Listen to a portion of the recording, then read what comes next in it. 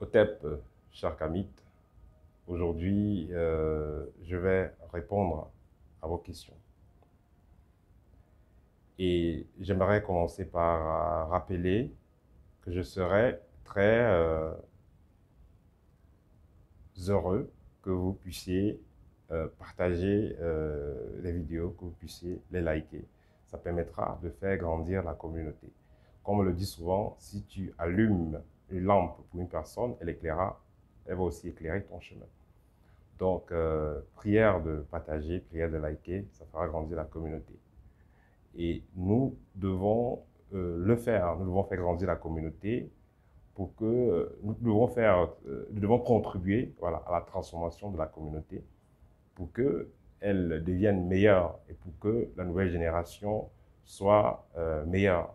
Parce qu'une une vie dans laquelle on ne contribue pas à l'amélioration de la communauté, c'est une vie qui ne servira à rien. Voilà, il faut contribuer à quelque chose. Voilà. Alors, je vais donc comme ça répondre à vos questions. Il y a des questions qui sont venues plusieurs fois, mais la personne voulait sûrement que je... La personne insistait pour que je ne loupe pas. Voilà, donc il n'y a pas de problème, j'ai vu, je vais répondre. Alors, la première question, donner son premier salaire à un parent sorcier. Voilà, est-ce que vous devez donner votre premier salaire à un parent si le parent est sorcier? Je dis toujours à mes étudiants, quand un parent est sorcier, quand une personne fait déjà la sorcellerie, il faudra se méfier avec la personne. Si votre parent est sorcier, vous pouvez lui donner de l'argent, c'est votre parent. Mais il faut donner de l'argent quand c'est vraiment important et il faut éviter même que ça passe de façon directe de vous à la personne. Là, il n'y a pas de problème. Si le parent est vraiment malade, vous pouvez aider. Mais dire que vous allez dans votre coin, vous avez votre premier salaire, vous êtes très content, vous envoyez une partie à votre parent qui est sorcier, ben, il peut vous bloquer. Parce que les sorciers parfois ne savent pas ce qu'ils font. Il va vous bloquer, voulant peut-être utiliser cette lumière-là pour briller lui-même. Mais ça va faire en sorte que peut-être ça ne va même pas réellement l'aider à se transformer. Mais tôt ou tard, vous saurez qui il est, qu'est-ce qu'il vous fait, et vous allez prendre vos distances. Celui qui sera perdant parce qu'il sera seul. Donc la sorcellerie n'aide jamais. Alors, donc si vous avez donc un parent qui est sorcier, faites attention quand vous voulez vous donner votre argent, surtout le premier salaire. Je déconseille cela, le premier salaire à un parent sorcier. Ou à une personne qui fait de la sorcellerie, faites très attention. Quelqu'un peut prendre votre premier salaire et après on vous vire même du travail. Donc faites très attention. Question suivante. Est-ce que chaque continent est géré par des entités précises? Est-ce que chaque continent est géré par des entités précises? Déjà, il faut comprendre que chaque continent a des entités précises. Pas gérées. Chaque continent a des entités précises. Les esprits que vous allez trouver, le type d'entité que vous allez retrouver en Russie, ce n'est pas forcément les mêmes types. Ce n'est même pas les mêmes types que vous allez trouver au Sahara, au désert du Sahara.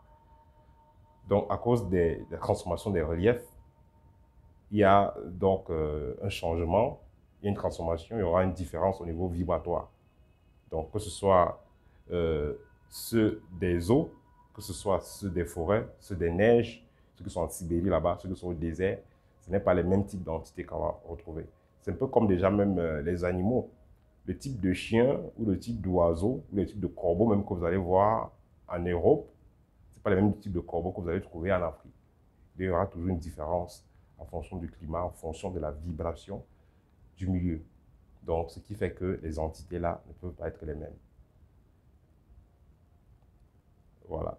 Et en ce qui concerne la gestion des territoires, ce n'est pas forcément les entités qui les gèrent, c'est plutôt les initiés qui les gèrent. Parce que c'est eux qui vont communier avec ces entités-là et vont les mettre en mouvement, vont les mettre en action, en fonction de leur taux vibratoire. Donc, si ceux qui gèrent une communauté ont un bon taux vibratoire, ils vont conduire la communauté à un meilleur avenir. Mais s'ils ont un meilleur taux vibratoire, ils vont plutôt capter, se connecter à des entités négatives de l'environnement et vont polluer cet environnement-là, vont la détruire. Voilà. vont le détruire, vont détruire cet environnement. Voilà. Question suivante. Doit-on faire des dons avant de faire des rituels de purification? Vous pouvez le faire avant, vous pouvez le faire après. Vous faites des dons, et après vous faites votre purification. Ou alors, vous finissez de faire votre purification par faire des dons. Ça va dépendre du rituel. Donc, c'est vice-versa. Question suivante. Y a-t-il une différence entre égrégore et sirène des eaux? Sirène des eaux, c'est un esprit. Ce n'est pas un égrégore. C'est un esprit, comme une personne. C'est un esprit. Les sirènes des eaux, c'est des esprits. Imaginez juste les humains qui vivent dans l'eau, qui vivent dans une autre dimension, dont le portail se trouve dans l'eau, tout simplement. Imaginez ça, tout simplement. Et l'égrégore, on parle souvent de courant de pensée, mais c'est pas, dans le plan technique, c'est pas vraiment ça. Un égrégore, c'est une fréquence. C'est comme FM 94, 102, radio ceci, radio cela. C'est une fréquence, c'est un égrégore. Et dans chaque égrégore, il y a donc des types d'esprits qui y travaillent et qui sont alimentés ou rémunérés d'une façon particulière en fonction du rituel de consécration, de création de cet égrégore-là. Voilà comment il faut comprendre les égrégores. Comment savoir si un initiateur est sérieux? Alors, pour savoir si un initiateur est sérieux, vous ne pouvez pas dire que vous rendez les gens millionnaires, vous êtes pauvre. Donc, vous devez, en quelque sorte, être la représentation de ce que vous dites. Vous n'allez pas demander aux gens de suivre la diète alors que vous êtes obèse. Vous n'allez pas demander aux gens proposer aux gens des programmes pour devenir musclés alors que vous-même vous êtes mince. Donc voilà. Donc, un initiateur doit déjà être la représentation de ce qu'il propose. Également, quand vous allez suivre un initiateur, vous devez, si vous allez par exemple rendre visite à quelqu'un, peut-être dans un village qui doit vous initier, vous devez être attentif, très attentif. Observez un peu sa famille, peut-être sa femme, ses enfants. Observez bien son temple, son sanctuaire, comment il fait ses rituels, dans l'endroit où il fait ses rituels. Observez quand même un peu sa maison, est-ce qu'il y a la discipline chez lui? Et si vous arrivez chez la personne, vous trouvez les sous-vêtements lancés partout, les enfants pissés partout, tout est sale, il y a les animaux qui dansent, qui sautent sur les lits, qui vont... Voilà, vous allez trouver des choses bizarres chez la personne, voilà, les têtes de poulet par-ci, voilà, les sangs des animaux qu'on a versés partout, ce désordre-là, vous devez comprendre que c'est pas vraiment où il faut aller, parce que si vous êtes équilibré intérieurement, extérieurement, ça se verra. Vous n'allez pas prétendre équilibrer les gens alors que vous-même, on voit que vous êtes déséquilibré. Je pense que là, vous comprenez ce que je veux dire. Trouver les pièces d'argent en route, qu'est-ce que ça signifie? Si vous trouvez de la pièce d'argent en route, vous trouvez des billets d'argent, parlons d'avoir des pièces, si vous trouvez des pièces d'argent en route, ça ne veut rien dire de mauvais. Ça veut tout simplement dire que vous avez des opportunités d'argent qui se présenteront à vous, tout simplement.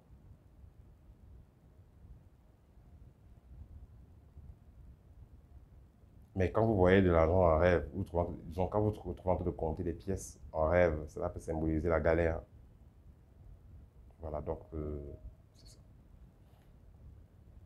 Comment sortir de la stagnation? Pour sortir de la stagnation, asseyez-vous et faites un programme de travail ou d'action, faites un projet. Affichez-le même quelque part et essayez, ne faites pas un programme très rude, qu'à 5h55, je vais faire ça, à 10h25, je vais faire ça, non. Faites un programme assez léger et avec le temps, vous allez le resserrer et il sera plus concret.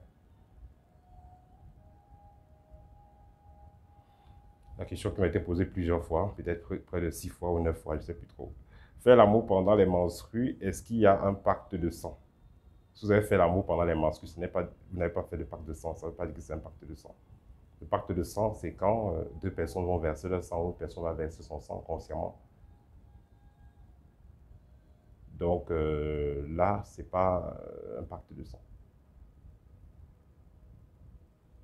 Donc, si vous avez fait l'amour pendant les menstrues, ce n'est pas un pacte de sang. Alors, faire l'amour pendant les menstrues, qu'est-ce que c'est? Est-ce que c'est bien, est-ce que c'est mauvais? C'était à moi de demander ça. Il est mieux de ne pas faire l'amour pendant les menstrues. Parce que déjà, pendant que la femme est en menstrue, elle est en train de libérer son corps du sang qui n'a pas été utilisé pour fabriquer l'enfant. C'est ça qui sort. Donc, c'est une forme de saleté aussi. C'est la saleté qui est libérée, pour dire ça simplement.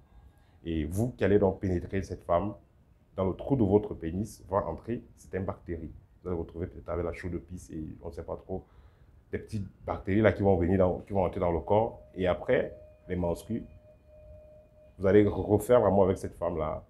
Et ces bactéries-là vont sortir, entrer dans la femme et ça va créer des infections. Donc faire l'amour pendant les menstrues, ce n'est pas très conseillé.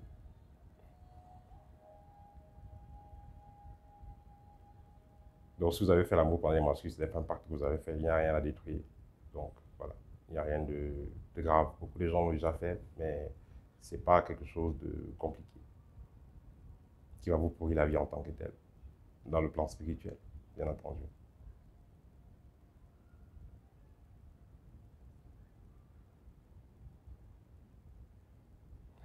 Question suivante. Un maître qui vous met en contact avec la sirène, peut-il vous mettre les bâtons dans les roues? Non. Ça peut juste être un escroc, quelqu'un qui va vous escroquer et tout, comme plein vendent les mami wata ici dehors, comme des pains. Voilà. Chacun vend sa version et tout. C'est-à-dire que le bavardage, personne ne peut vous empêcher d'entrer en contact avec un esprit. Personne. Si déjà quelqu'un communique avec les esprits de l'eau, par exemple, et maintenant il y a une autre personne qui veut être en contact avec ces esprits, l'initiateur, une fois qu'il a commencé le rituel, ces esprits-là peuvent se présenter directement chez vous. Ces esprits-là peuvent venir directement à vous. Parce que vous avez donné l'intention de vouloir coopérer avec eux.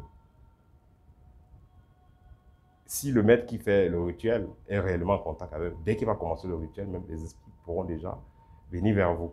Il ne peut pas bloquer. Il ne peut pas bloquer. Voilà.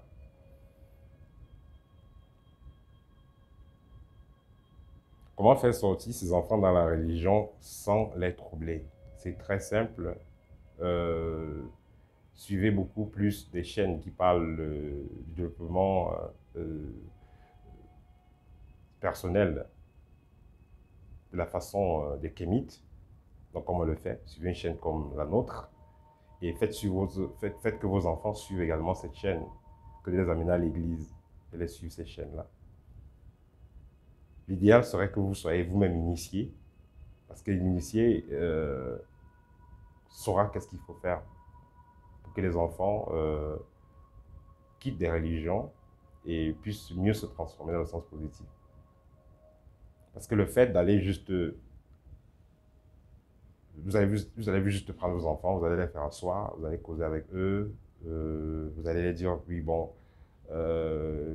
l'église a fait ça, c'est pas ceci, c'est pas cela, c'est pas bon, Jésus, tout ça, parce qu'on les a appris ça, à les prier, puis Jésus. Le fait de le faire tout simplement sans avoir des bons arguments, ça va vraiment effrayer les enfants. Donc, la personne a posé la question. Mais qu'est-ce que vous allez faire? Vous allez les faire comprendre que on dit que Dieu existe dans l'Église, c'est vrai, dans la religion, Dieu existe, mais on n'est pas obligé d'aller dans l'Église pour être en contact avec Dieu. On peut le faire à la maison.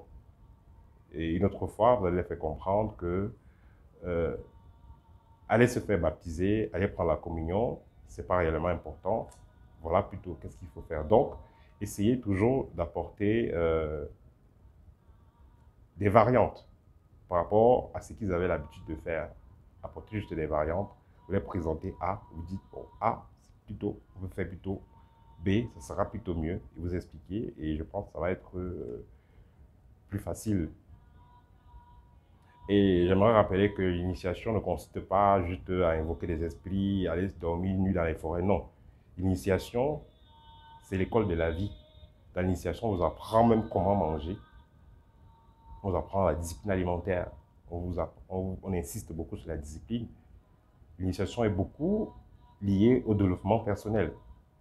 Parce que vous ne pouvez pas dire que vous suivez vos initiatives. Vous avez commencé avant, vous étiez obèse, avec des grosses lunettes, avec tellement de problèmes de santé.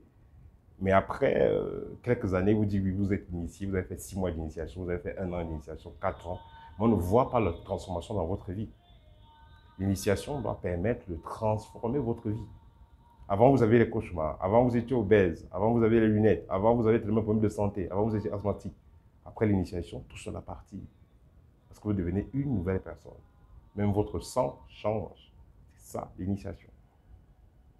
Ce n'est pas avoir des grosses bagues, des gros bijoux, porter des grosses tenues. Non, ce n'est pas ça l'initiation. L'initiation, c'est la transformation de l'être. Donc, quand vous avez déjà cet état d'esprit-là, ça sera facile de dealer avec des enfants qui ont été longtemps dans la religion. Parce que ces prêtres-là, ces imams-là, tous ces gens qui vont voir dans la religion, la plupart, il y a plein qui sont obèses, il y a plein qui ont des terribles problèmes de santé. Il y a beaucoup de choses qu'ils ne connaissent pas.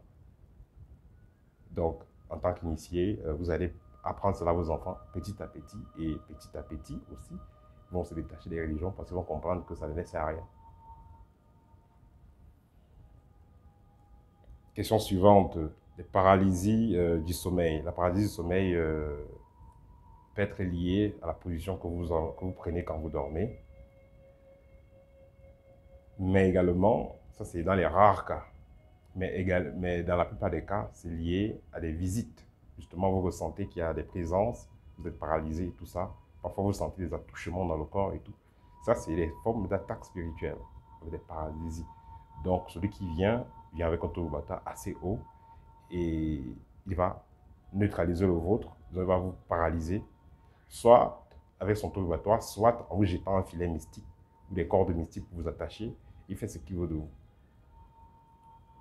Voilà, si vous avez des problèmes de paralysie de sommeil, n'hésitez pas à contacter moi. Nous avons un programme par rapport à cela.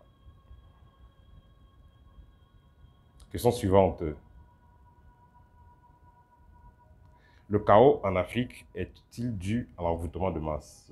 Oui, le chaos en Afrique est dû à l'envoûtement de masse, en partie, donc avec les médias, avec les loges.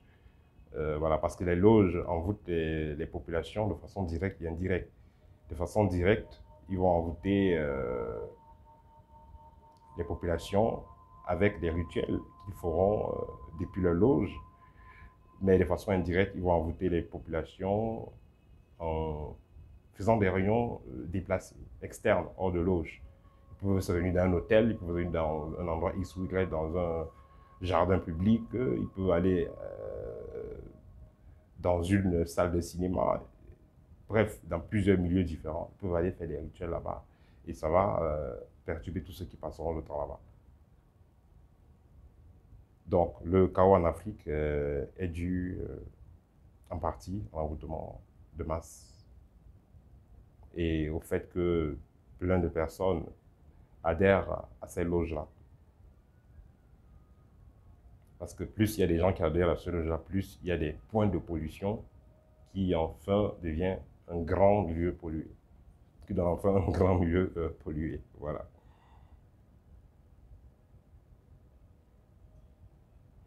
Question suivante. Peut-on se purifier pendant les périodes de menstrues? Est-ce que vous pouvez vous purifier pendant les périodes de menstrues? Oui. Vous pouvez vous purifier et vous pouvez vous purifier un environnement. Même si vous êtes en période de menstrues. Parce que pendant que vous êtes en période de menstrues, vous êtes en période de décharge. Vous vous libérez et vous avez cette énergie de libération-là. Vous êtes déchargé du négatif. Ce qu'on ne fait pas quand on est en menstru, c'est charger des objets, bénir des objets en menstru. Ça, c'est difficile, ça, c'est délicat. C'est mieux de vous pouvez décharger quand vous êtes en période de menstru.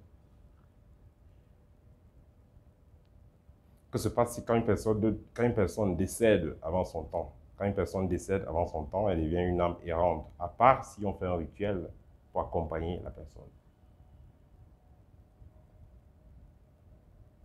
Le cannabis aide-t-il à la transe? Oui, le cannabis aide à la transe. Il y a des gens qui fument le cannabis pour entrer en transe, ou prennent d'autres drogues, qui prennent aussi l'iboga et autres pour entrer en transe. Voilà. Mais l'idéal serait de s'entraîner en transe sans support. Il y a juste des invocations qui peuvent vous faire entrer en transe.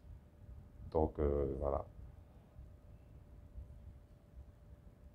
Question suivante. Un mort vivant, c'est qui? Un mort vivant, c'est qui? Mort vivant, quand les messies le disent, un mort vivant, c'est-à-dire c'est quelqu'un qui, vous voyez qu'il est vivant, mais qui a été vendu.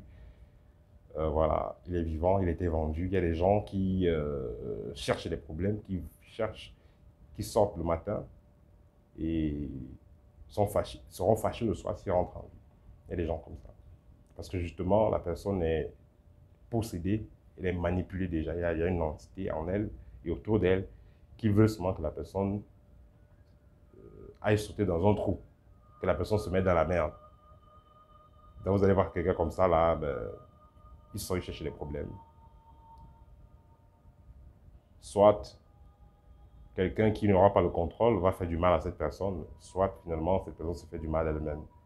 Donc il y a des gens, c'est des choses qui sont réelles. Il y a des gens, vous allez voir comme ça, et ils sont déjà morts. Il y a également le cas des personnes que vous allez voir qui ont été hier sacrifiées dans les loges, dans des sectes. On les a vendus, on a récupéré l'argent. Donc proche les a déjà vendus, les a sacrifiés, et ce n'est que question de jours ou de mois. Et la personne va commencer à avoir des maladies bizarres, se sentir mal, avoir des attaques, se retrouver dans des mondes parallèles en train de travailler, se retrouver en train de faire des choses compliquées, parce que la personne a déjà été vendue. Et là maintenant, la personne peut avoir un proche qui le conseille d'aller chez un voyant ou un médium, et on lui dit que mon ami, tu as été vendu, tu vas mourir bientôt, voilà ce que tu vis, parce que c'est des cas qui sont réels. Et là maintenant, il va falloir une intervention musclée pour que la personne soit libérée de là où on est en train de la mettre. Ou alors de là où on l'a déjà mis. Parce qu'on peut voir quelqu'un comme ça, on l'a déjà pris l'esprit quelque part, on l'a déjà attaché quelque part. Mais physiquement, il est là, juste comme un nounours. C'est dans ce cas qu'on parle de mort vivant.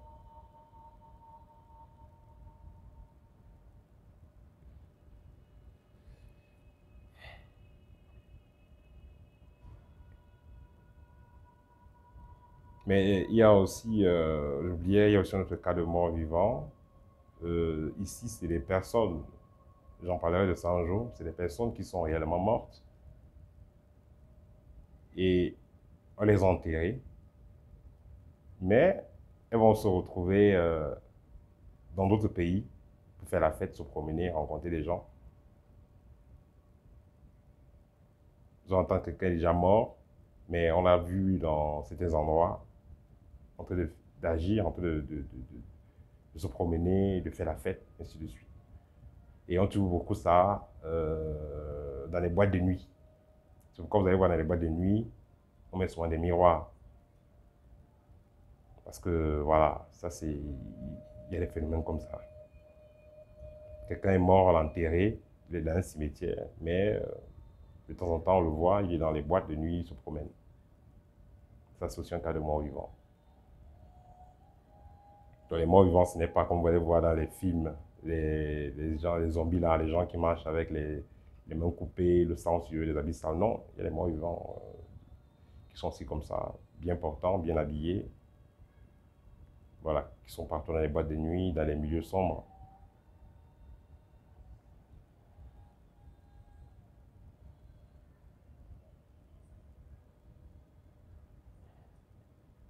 Dernière question, un kami doit-il être végétarien? Pas forcément. Si on dit que le kami doit être végétarien, tous les gens vont fuir, personne ne sera kami. Parce que les végétariens, moi j'en ai beaucoup plus connu en Europe, les végétariens et les véganes. Voilà. J'en ai beaucoup plus connu en Europe. J'en ai rarement connu en Afrique. À part, disons, ceux qui faisaient la spiritualité, à part ceux qui sont très avancés. Voilà. Mais néanmoins, vous allez trouver aussi des gens très avancés qui ne sont pas végétariens. Vous allez trouver par exemple des pygmées qui ne sont pas végétariens. Ils vont manger de la viande, mais ils sauront comment manger la viande. Ils vont faire déjà des rites quand ils vont tuer les animaux qu'ils vont manger, ils vont les préparer de certaine façon. Et après, ils vont nettoyer le corps pour enlever toutes les toxines, toutes ces pollutions de l'organisme. C'est cette technique que le monde moderne a déjà oubliée. Donc, si vous allez donc passer le temps à manger du poulet, du bœuf et tout ça, ça va laisser certaines toxines dans le corps. Si vous ne savez pas les enlever, ça va baisser votre vibration.